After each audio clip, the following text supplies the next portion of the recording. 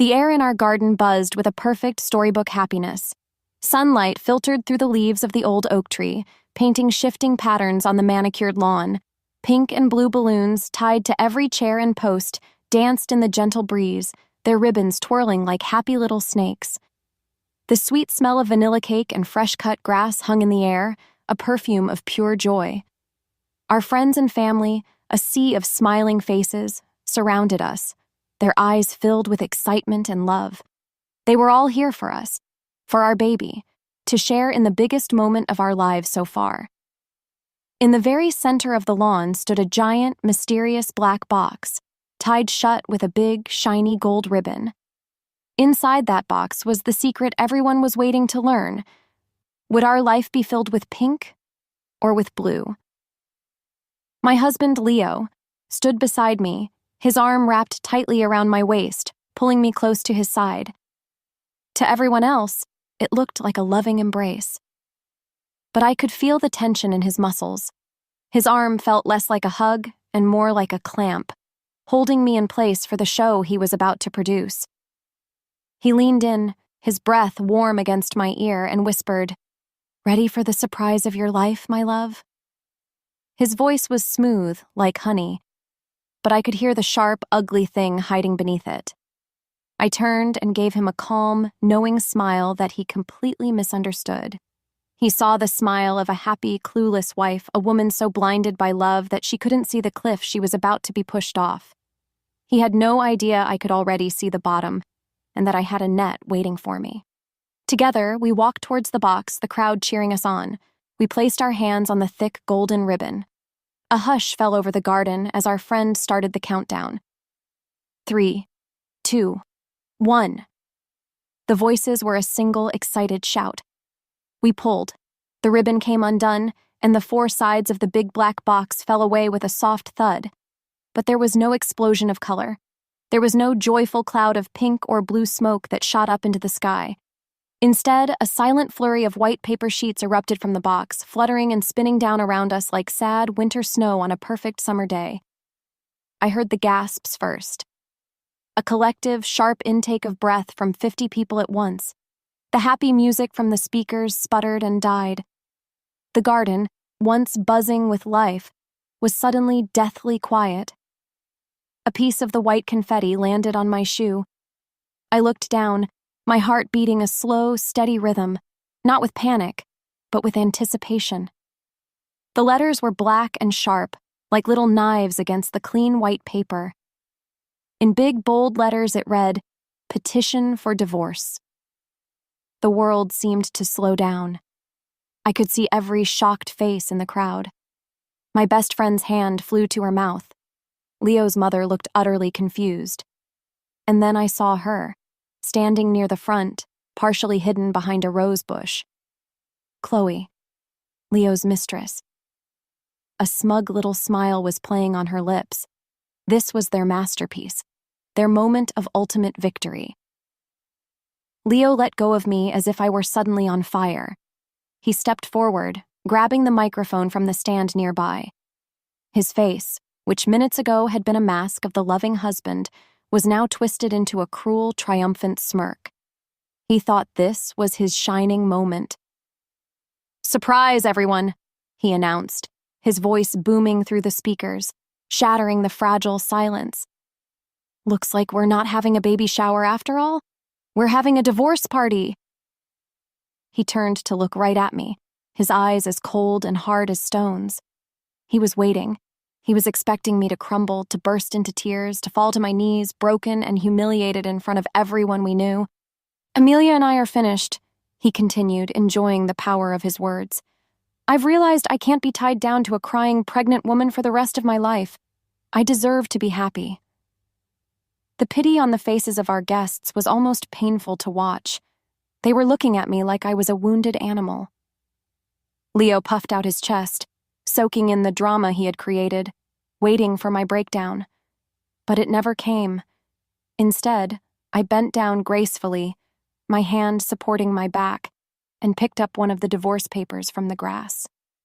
I looked at it for a moment, then used it to gently fan my face, as if I were feeling a little warm from the sun.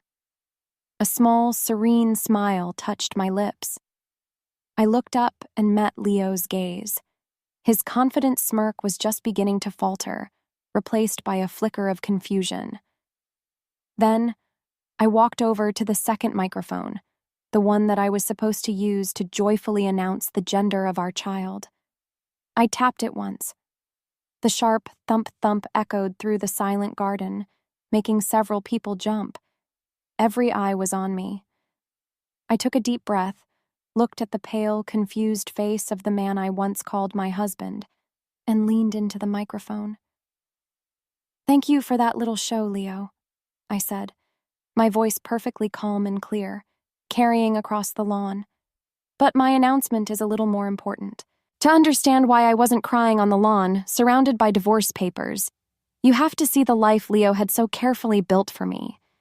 It wasn't really my life at all. It was more like a beautiful picture frame, shiny and golden on the outside for everyone to admire, but on the inside there was nothing but empty space.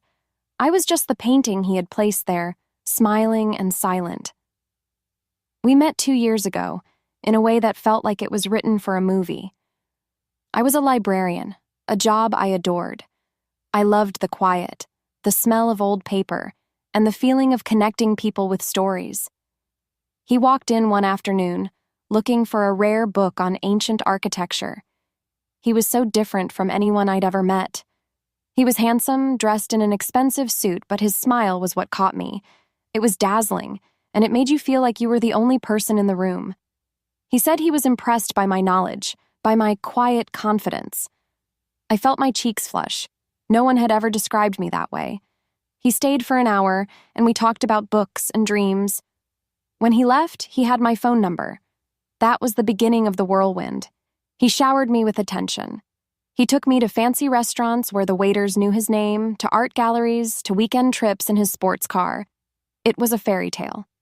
He made me feel seen and special in a way I never had before. I, a simple librarian, was being courted by this incredible worldly man.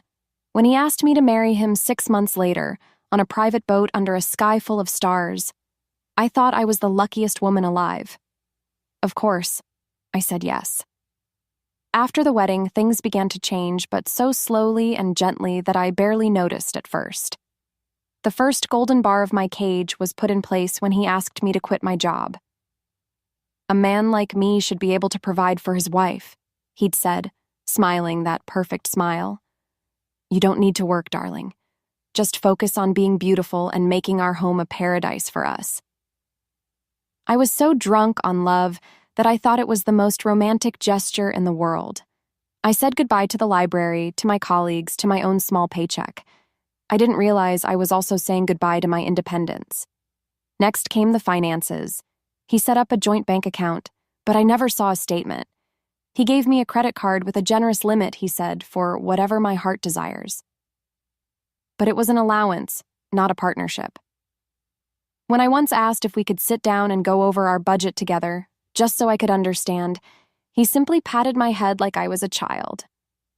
"Don't you worry your pretty little head about boring things like that, my sweet, simple girl," he'd said, his tone soft but firm. "That's what I'm here for." He loved calling me that. Simple. At first, I thought it was a term of endearment. I slowly realized it was what he needed me to be. Simple, so I wouldn't ask questions. Simple, so I wouldn't challenge him. Our home was a mansion in the wealthiest part of town, but it never felt like mine. He had hired a famous interior designer to decorate it in shades of gray, white, and chrome. It was cold and perfect, like a magazine cover. He picked out all the furniture, all the art, all the soulless sculptures. My own colorful paintings and worn, beloved books were packed away into boxes and kept in a small room upstairs he called my hobby room. When we had guests, he was the perfect host, and I was his perfect accessory. He would put his arm around me, call me his queen, and kiss my hand. Everyone told me how lucky I was. "Leo just adores you," they'd say. And I would smile and nod, because I desperately wanted to believe it too. But at night, when the guests were gone and the house was silent, a vast emptiness would settle over me. It was the feeling of being a ghost in someone else's perfect life. When I found out I was pregnant, I was filled with a desperate kind of joy. I thought a baby would change everything. A baby would fill the empty rooms with laughter and warmth. A baby would finally make our house a real home. When I told Leo, he smiled and hugged me tightly, but when I looked into his eyes, I saw something else. It wasn't joy. It was a flicker of something cold and calculating. That should have been my first real warning sign. He wasn't seeing a son or a daughter. He was seeing an anchor, a complication to a life he wanted to keep simple. My simple girl was about to make his perfect life very, very complicated. The fairy tale began to crumble just a few months into my pregnancy, the beautiful picture frame cracking from the inside out. It started not with a bang, but with whispers. Our house was large, with long hallways and heavy doors, and suddenly, those doors were always closed. I'd walk towards his study and hear the low murmur of Leo's voice, only for it to stop the second my hand touched the doorknob. When I entered, he'd be staring at his phone, a blank expression on his face. "Just a business call, darling," he would say, not looking up. "You know how it is." But the air in the room would be thick with secrets, and the hurried way he ended the calls felt less like business and more like guilt. Then came the late nights. His work meetings started stretching later and later into the evening. He would come home long after I had gone to bed, slipping under the covers silently. He always smelled faintly of a perfume that wasn't mine. It was a flowery, expensive scent, the kind that lingers in a room after a woman has left. The first time I smelled it, my heart did a painful little flip. I told myself I was being paranoid. The second time, a cold dread began to seep into my bones. By the fourth or fifth time, the scent was no longer a question. It was an answer. He became cold, irritable. The loving words and tender touches disappeared, replaced by a dismissive impatience. This change became especially sharp after the pregnancy was public knowledge. It was as if the reality of the baby, of our shared future, was a cage he was desperate to escape. I tried to talk to him, to bridge the growing chasm between us. I'd try to discuss names for the baby or show him the tiny sonogram picture, and he would just wave a hand and say, "Whatever you think is best, Amelia." He was a stranger living in my husband's skin. The loneliness was a physical weight. I was living in this huge, beautiful house pregnant with our child, and I had never felt more alone in my entire life. One evening, while doing his laundry, I found a receipt tucked into his suit pocket. It was from a week prior, from one of the city's most romantic and expensive restaurants, a place I'd tried to book for our anniversary, only to be told by Leo that it was impossible to get a reservation. The receipt was for 2 main courses and a bottle of champagne. My hands trembled as I held the flimsy piece of paper. This was it. This was proof. I waited up for him that night, my heart pounding a sick rhythm against my ribs. When he finally came in, I held it out to him. "You told me this place was fully booked," I said, my voice barely a whisper. He looked at the receipt, and for a split second, I saw a flash of pure panic in his eyes, but it was gone as quickly as it came, replaced by a cold, condescending laugh. He took the paper from my hand and crumpled it into a ball. "Oh, Amelia," he sighed, shaking his head as if I were a child who had just done something incredibly stupid. I was with a client, a very important one. "Are you seriously accusing me of something right now?" He stepped closer, his voice dropping. "You know, this is exactly the kind of thing I'm talking about. You're being a crazy, hormonal pregnant woman. You need to calm down before you hurt the baby." He made me feel so small, so foolish, so utterly insane that I actually took a step back and apologized. I apologized to him for finding evidence of his betrayal. After that night, I stopped trying. I retreated into myself. The only person I could stand to be around was his grandmother, Beatrice. She was the matriarch of the family, a sharp, intelligent woman with kind eyes that missed nothing. She invited me for tea every week, and her warm, book-filled home was a sanctuary from the cold silence of my own. Unlike everyone else, she didn't just ask how I was feeling. She truly listened. I found myself telling her things I couldn't tell anyone else, about my fears, my crushing loneliness, about how Leo seemed like a different person. She would just nod slowly, her hand resting gently on mine. "Men can be fools, my dear," she once said, her gaze firm and knowing. "Especially men who have been given too much too easily." She never spoke badly of Leo, but in her eyes I found a deep, unwavering understanding. She saw what was happening. She knew I wasn't crazy. Those afternoons with Beatrice were the only moments I felt strong. She was a lighthouse in a gathering storm, and little did I know, she was already plotting a course to guide me through it. One Tuesday afternoon, about a month before the gender reveal, my phone rang. It was Beatrice. Her voice, usually so strong and full of life, was weak and thin, like a thread about to snap. "Amelia, dear," she said, her words quiet but urgent. "I need you to come see me, and I need you to come alone. Don't tell Leo." A cold knot of fear tightened in my stomach. The way she said it, I knew this wasn't for our usual tea and conversation. This was something else. I promised I would, and drove to her grand estate with my hands trembling on the steering wheel, 1,000 worries racing through my mind. I found her in her study, a room that smelled of old books and beeswax. She looked so small and frail in her large wing-backed armchair, a soft blanket draped over her legs. But her eyes, when they met mine, were as sharp and intelligent as ever. Standing quietly by the fireplace was her lawyer, a kind-faced, serious man named Mr. Hemlock. My heart sank. A lawyer. This was bad. "Amelia, sit down," Beatrice said, gesturing to the chair opposite hers. "We don't have time for small talk." I did as she asked, my hands clasped tightly in my lap. She got straight to the point. "I am not a fool, and I have not been blind. I know about my grandson. I know about his greed, and I know about that little parasite, Chloe." I gasped, my hand flying to my mouth. All the secrets I had been holding, all the pain I had been hiding, was suddenly out in the open. She knew. She actually knew. Beatrice reached out a pale, thin hand and placed it on my arm. "I hired a private investigator weeks ago," she confessed, her voice filled with a deep, weary sadness. "I had to be sure. He is planning to leave you, Amelia. He is waiting for the right moment, a moment where he can hurt you the most. He is waiting for me to pass on, believing that he will inherit everything. He plans to take the family money and be free to live his life with that girl, leaving you and my great-grandchild with absolutely nothing." Tears I didn't even know I was holding back began to well up in my eyes, but she squeezed my arm gently. "Do not cry, my child. We are not going to let that happen." What she told me next made my head spin.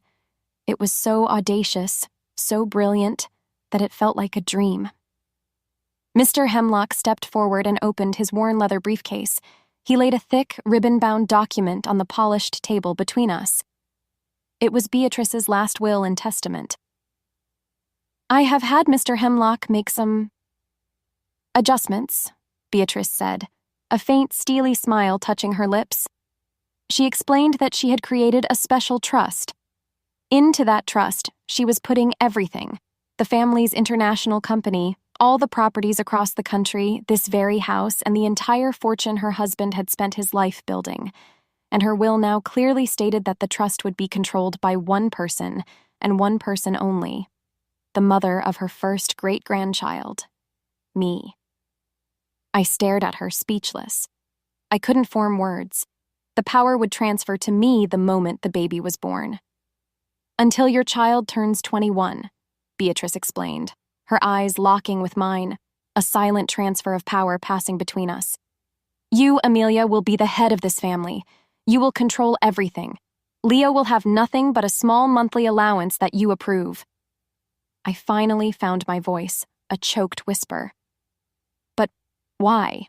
Beatrice's smile softened. Because I have watched you for 2 years, my dear. Leo brought you into this family, and it is the only wise thing he has ever done. You are kind, you are smart, and you are far stronger than you know. You will be a wonderful mother, and you will protect this family's legacy from the one person who would destroy it, my own grandson. She leaned forward, her gaze intense. This is my final gift, to you and to the baby. But you must be brave. You cannot let him know. You must wait for him to make his move, and then, and only then, you will show him what a simple girl can really do. I left her house that day with a certified copy of the will tucked inside my purse. It felt as heavy as a brick, but it also felt like a shield. I was no longer a victim waiting for the axe to fall. I was a guardian, a secret queen, waiting for the perfect moment to claim my throne. 2 weeks after that life-altering meeting, Beatrice passed away peacefully in her sleep. A wave of genuine sadness washed over me. I had lost the only true ally I had in this family, the one person who saw me for who I really was. Our family was officially in mourning, but I saw a different emotion in Leo's eyes, a disgusting emotion he barely tried to hide, greedy anticipation. He put on a magnificent performance of being the grieving grandson.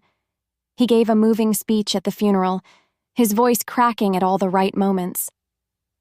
But when he thought no one was looking, I would catch a glimpse of the truth, a flicker of excitement in his eyes, a small, impatient tap of his fingers against his thigh.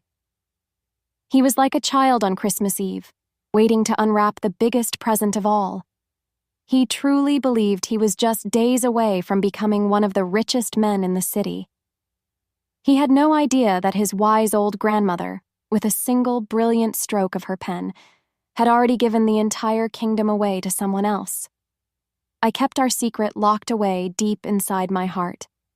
It was a heavy but powerful weight, a silent promise I had made to Beatrice. I grieved for her, but her final gift had ignited something within me. A fire. I was no longer just a victim of Leo's cruelty. I was the guardian of my child's future, the protector of a legacy. My purpose was clear now, and it gave me a strength I never knew I possessed. With Beatrice gone, Leo's behavior became even worse. It was as if the last chain of decency holding him back had been broken. He and Chloe grew bolder, no longer caring about appearances. He stopped making excuses for his late nights. He'd come home smelling of her perfume and not even bother to lie about it. I once saw a picture of them online, posted by one of Chloe's friends. They were having lunch at a fancy outdoor cafe, laughing, Chloe's hand resting intimately on his. He thought I was too broken by grief, or too stupid, or too absorbed in my pregnancy to notice. He saw me as a temporary problem that would soon be solved. Then he came up with the idea for the gender reveal party. "It has to be huge, Amelia," he insisted one evening, his eyes gleaming with a strange, manic energy. "Everyone has to be there. All of our friends, our family, my business associates. We need to make it a day that no one will ever forget." A cold chill ran down my spine, because I knew exactly what he was planning. He wasn't celebrating our baby. He was building a stage. He wanted the biggest possible audience for my public humiliation. The bigger the party, the harder my fall would be. An old, weaker version of me would have fought him on it, would have cried and refused. But the new me, the me that Beatrice had armed with a powerful secret, just smiled sweetly. "That's a wonderful idea, darling," I said, my voice smooth as silk. He looked surprised but pleased. He thought he was getting his way so easily. So I let him plan everything. I watched him with a quiet, detached calm, like a scientist observing an insect. I smiled and nodded as he chose the most expensive caterer, the most elaborate decorations, and the ridiculously large black box for the reveal. He was so proud of himself, so sure of his brilliant, cruel plan. He had no idea that every balloon he ordered, every chair he rented, was just another piece of the perfect trap he was setting for himself. He thought he was weaving a web to catch and destroy me. In reality, he was just a fly, and I was the spider. patiently waiting. Every time he looked at me with that fake pity in his eyes, I had to physically stop myself from smiling. Every time he made a sarcastic comment about my pregnancy brain, I held my tongue and pretended to be flustered. I was playing a role, the part of the fragile, naive, unsuspecting wife. It was the greatest performance of my life. The day of the party finally arrived. As I stood in front of my bedroom mirror getting dressed, I looked at my reflection. I didn't see a weak, scared woman on the verge of being broken. I saw a queen, calm and composed, preparing for battle. I chose a simple, elegant white dress that showed off my growing belly. I wanted everyone to see exactly what he was throwing away. I placed a hand over my stomach, feeling the gentle flutter of my baby moving inside me. "Don't worry, little one," I whispered to the reflection. "Mommy has everything under control." I took one last deep breath, straightened my shoulders, and walked down the stairs, ready to let my husband walk straight into the beautiful, perfect web we had set for him. And so, there I stood, in the wreckage of my own party. The garden was unnervingly silent, the happy music long dead. The divorce papers, the confetti of Leo's cruelty, littered the perfect green grass around my feet. His ugly words still hung in the air, thick and poisonous. He was still standing there, his chest puffed out like a rooster, but the triumphant smirk on his face had collapsed into a confused frown. He couldn't process it. He had detonated the bomb he had so carefully built, and I was still standing, completely unharmed. He had expected a mushroom cloud of tears, screams, and begging. He did not expect my calm, steady smile. He did not expect the silence. I let that silence stretch, letting it grow heavy and uncomfortable for everyone, especially for him. I enjoyed the look of raw uncertainty that was slowly seeping into his eyes, a look I had never seen there before. I watched the smug, victorious expression on Chloe's face begin to melt like ice cream in the sun. This wasn't going according to their script. The victim wasn't playing her part. I lifted the microphone to my lips, the cool metal a comfort in my hand. "Thank you, Leo," I began, my voice ringing out with a strength that seemed to surprise everyone, including myself. It was as clear and solid as a bell. "Thank you for this paperwork. It's always good to be organized." A few nervous, uncertain chuckles rippled through the stunned crowd. I looked directly at him, pinning him with my gaze. "But you seem to be a little confused about the order of things today." "You see," I said, taking a deliberate step towards him, "you can't really divorce me and leave me with nothing because you, my dear husband, have nothing to give." Leo let out a short, ugly bark of a laugh. It sounded forced and hollow. "What are you talking about, Amelia? Have you finally lost your mind? The grief, the hormones? It's all gone to your head. I'm about to inherit everything." "Are you?" I asked, my voice dangerously sweet. I reached into the small, elegant purse hanging from my shoulder. My hand didn't tremble. I felt a strange, icy calm. I pulled out a single, folded document. It was the certified copy of Beatrice's final will. I unfolded it slowly and held it up for everyone to see. "I believe this says something a little different. This is a copy of your grandmother's last will and testament, certified by her lawyer, Mr. Hemlock, who I believe is standing right over there by the hydrangeas." I gestured to the back of the crowd, where the kind-faced lawyer, true to his word, gave a slight professional nod. A new wave of murmurs swept through the guests. I saw Leo's eyes dart towards Mr. Hemlock, and for the first time, a genuine flicker of fear appeared on his face.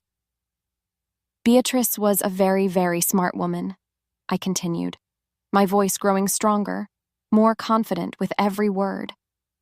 I was no longer whispering in the shadows. I was commanding the stage he had built for me. She knew you, Leo. She knew your character. She knew your greed. And more than anything, she wanted to protect her family's future, her real family. I took another step closer, closing the distance between us. His face was starting to lose its healthy, tanned color. "Her will states that her entire fortune, The company, this house, and every single thing she owned has been placed into a trust that is to be managed by one person and one person only. I paused, letting the words hang in the air, letting the tension build to a breaking point. The entire garden was so quiet you could hear a bird chirping in a distant tree. I placed my free hand on my round belly, a gesture that was both maternal and powerful. That trust is to be controlled by the mother of her first great-grandchild, starting from the moment of the baby's birth. I let them connect the dots. The collective gasp from the crowd was a huge, satisfying rush of air. "So you see, Leo," I said, my voice dropping to a near whisper, but in the dead silence, it carried to every corner of the garden. "You don't own any of this anymore." I held up the will. "I do." The look on his face, it was a masterpiece of horror. It turned from tan to pale, to a ghostly, horrifying white. The confident, cruel man who had tried to destroy me just moments ago completely vanished. In his place stood a terrified little boy who had just had all his toys taken away. The look of triumph was gone, replaced by pure, raw, white-hot fear. The aftermath was instant, beautiful chaos. The silence of the garden shattered into 100 different whispers, gasps, and murmurs. It was like a spell had been broken. Leo just stood there, frozen, his mouth hanging open in a silent, ugly "oh." He looked from the will in my hand to my face, then to Mr. Hemlock, then back to me, his mind clearly short-circuiting, unable to process the new reality that had just crashed down upon him. Standing behind him, Chloe looked like she had seen a ghost. Her perfectly made-up face was a mask of pale shock and disbelief. The future she had so smugly envisioned, a life of luxury with my husband and his family's money, had just evaporated into thin air right before her eyes. But I wasn't finished. They had wanted a public spectacle, and I was going to give them one. I turned my attention from Leo's crumbling face back to our stunned audience. Leo also forgot to mention the reason for this sudden, dramatic divorce, I announced, my voice dripping with ice. He has been having an affair with that woman right there. I raised my arm and pointed a steady, unwavering finger directly at Chloe. For over a year, while I was at home making a life for us, carrying his child, he was taking her to fancy restaurants and buying her expensive gifts with money he foolishly thought would one day be his. Every single eye in that garden swiveled to Chloe. She flinched as if she'd been physically struck. The smugness was gone, replaced by a desperate, panicked shame. She looked like she wanted the manicured lawn to open up and swallow her whole. The game was over. The checkmate was absolute. They had not only lost, they had been exposed as the cheap, cruel people they truly were. I turned back to Leo. He was finally moving, trembling, a mixture of pathetic rage and raw panic swirling in his eyes. He looked like a cornered animal. "So, about these divorce papers," I said, my voice calm and businesslike. I bent down and picked one up from the ground, holding it between my thumb and forefinger as if it were a piece of trash. "I accept, but my lawyer will be in touch with yours to discuss my terms. They will be generous, I'm sure." The sarcasm in my voice was sharp enough to cut glass. "And as for you," I looked him dead in the eye, my voice low and firm, leaving absolutely no room for argument or negotiation. "This is no longer your house. This is my house, Beatrice's house, soon my child's house. I want you to go upstairs, pack your things, and be gone. You have 24 hours. His parents, who had been frozen in the crowd, finally rushed forward, their faces a mess of confusion and horror. "Amelia, what is the meaning of this?" his father stammered, looking at me as if he'd never truly seen me before. I met his gaze without flinching. "The meaning is that Beatrice knew her son better than anyone. She saw his greed and she protected her legacy from it. I am simply following her final wishes." Leo finally found his voice, but it wasn't the booming, confident tone he had used at the microphone. It was a pathetic, desperate squeak. "You can't do this to me." "I can," I replied, the words solid as stone. "And I am." I turned my back on him then, a simple gesture that signaled he was completely and utterly dismissed from my life. That was the last thing I said to him that day. I didn't need to say anything more. I walked away from the mess he had created, away from the shattered pieces of our old life. My true friends, the ones who had looked horrified by his actions and not by my reaction, immediately gathered around me, their faces full of awe, relief, and unwavering support. The party was over, but my life, my real life, was just beginning. Standing there on the lawn, under the now ironic pink and blue balloons, I placed a protective hand on my belly. We were safe now. We were secure. We were strong. I was no longer Leo's sweet, simple girl living in his golden cage. I was the head of the table, a mother, a protector, and the powerful, resilient woman that Beatrice had always known I was. And as the sun began to set on the ruins of my old life, I felt a profound sense of peace. I was ready to build a wonderful future, not with a man's money or on a man's terms, but with my own two hands and with my own strength.